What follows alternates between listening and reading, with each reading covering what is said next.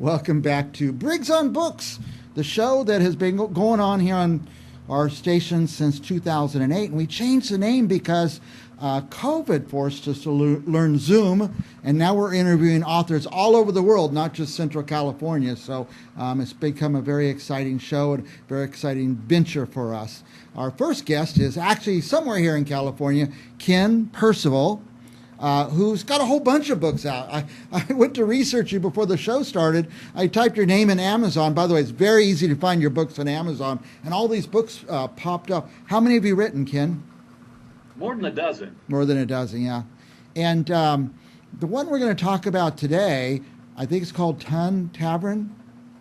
Am I close? Yes, yeah. Tun Tavern. And it's... You know that I love history, especially American history, and this tells a story of American history. Tell us a little bit about it. So Tun Tavern is about the founding of the Colonial Marine Corps. Anybody that's gone through the boot camp for Marines, Tun Tavern is cited as that founding of the U.S. Marine Corps. Yeah. So there's a lot of lore about it. Samuel Nichols is sort of this character that was the first commandant assigned. He was assigned that position by John Adams. You can look into the historical record. You see the contract that John Adams signed to hire Samuel Nichols as that first commandant. And the story goes from there is based on filling in some of that historical record. There's not a lot of information, not even his exact birth date. So this is really aimed at being able to build out a little bit more of the lore to fill in some of the gaps, what's not known about Samuel Nichols. But he's definitely one of those unsung founding fathers. Yeah. Even though he is, this is historical fiction, he's a real guy. Yes. Yeah. Now, for a book like this, you must have to do an awful lot of research. Library of Congress has been a really good resource for me. And then the other sources, it's just a matter of looking through to see, is there consistency of birth dates, attribution of different family members? Yeah.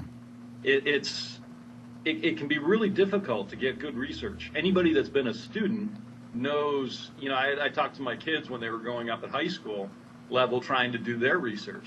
And to be able to get good authoritative sources, there's a lot of reading that have to be done. Yep, that's for sure. So, I wondered why, because I read stuff all the time. I had wondered why I just hadn't been that familiar with the formation of the Marine Corps. I knew it was around when our country was founded, but I had no idea. But I guess what you're saying is there's just not a lot on the person in that period.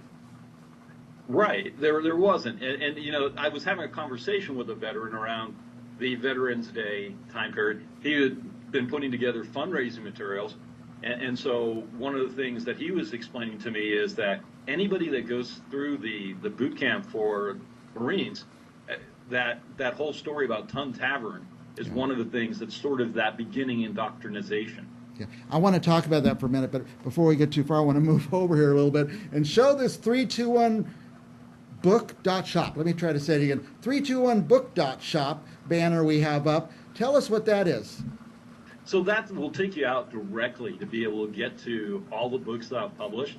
It's on Kindle. If you have unlimited subscription, you can read any of those titles for free. Okay. And then it just allows you to be able to get out to have an instant read.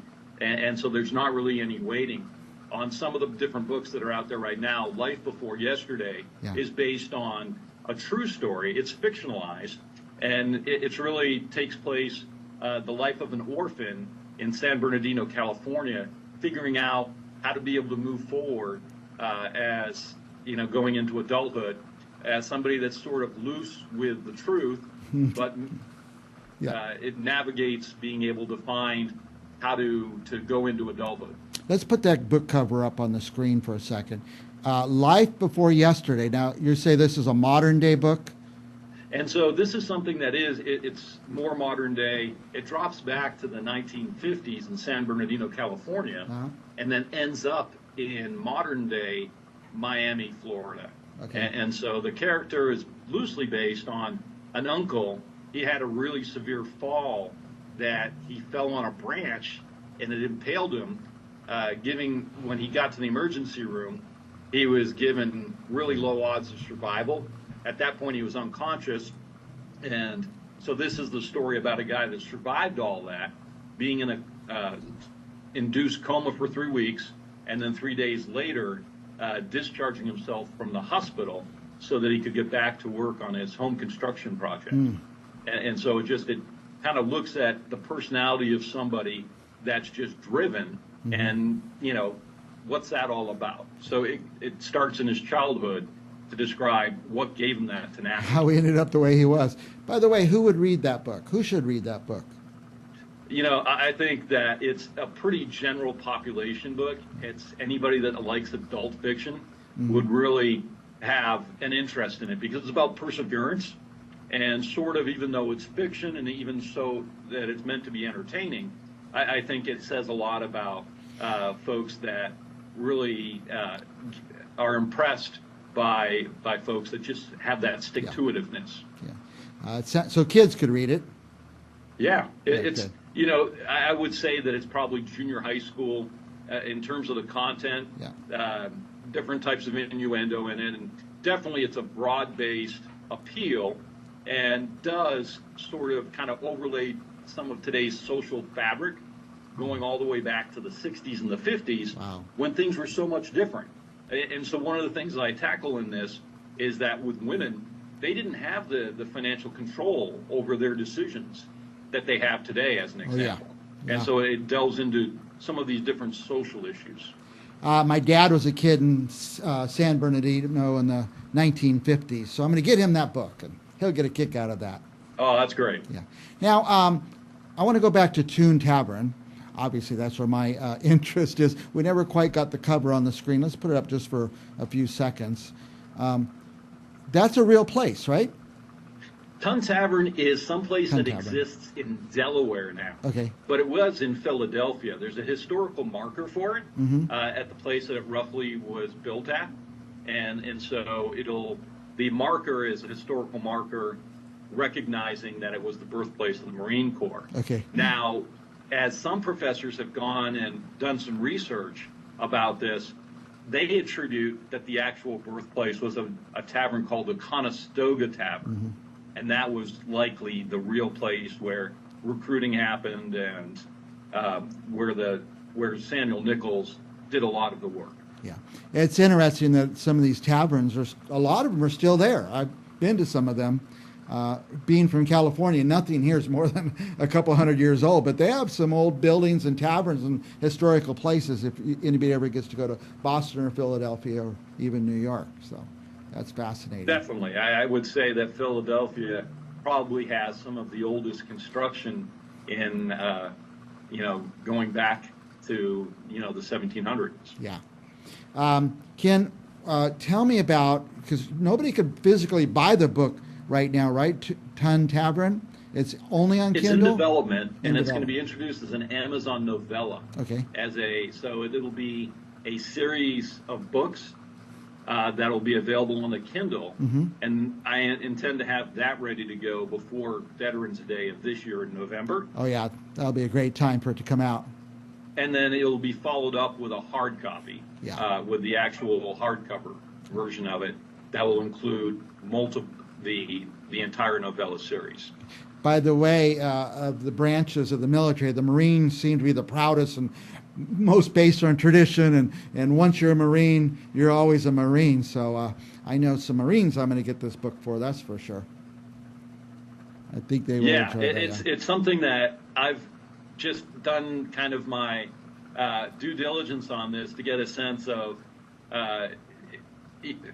anecdotally, many of the folks that have served in the Marines I've talked to, when I raise Tun Tavern, they smile because many civilians just aren't aware of the significance of it with Marines. Yeah. Well, I'm going to read it because I love that history, I love that period, and I've always wondered about that. I know a lot of it is fictionalized, but I think I'm going to get a lot of history out of it when I read it. Yeah, I do. I go out and use information that's from the Library of Congress, and then information about Benjamin Franklin, these different characters that existed, and really sort of give some life that maybe you don't get at grade school or Yeah. even in the college classes, doing survey classes and so Right. forth. You sort of get the hard facts, whereas this sort of brings it, breathes some humor into it, and you get a bigger, broader dimension of the personalities. Yeah. Well, so Benjamin Franklin's and John Adams, I would imagine, is in the book as well. Right, and then some lesser known folks that sort of peek into this, and so it's an opportunity to start to discover some of the founding fathers that aren't in the history books. Yeah, we've got the Big Five or the Big Ten, but I bet were a lot more people involved in founding our country. You know, it's really when you go back, and I'm sure that you can remember some of the classes, and you know the big points that have those wide brushstrokes about Right. the Revolutionary War, and you learn a little bit about the British Redcoats, and their nickname is lobsterbacks. So I really try to kind of bring back some of that language in telling the story. Yeah. Ken, when I talk to you, I get a little carried away. We always go over time. I could talk to you another hour if they would let me, but we're about out of time. Any last thoughts? What do you want our viewers to know? So all this material is available through 321book.shop. When you go there, it's going to take you out to the books. You can get them instantly. They're instant reads.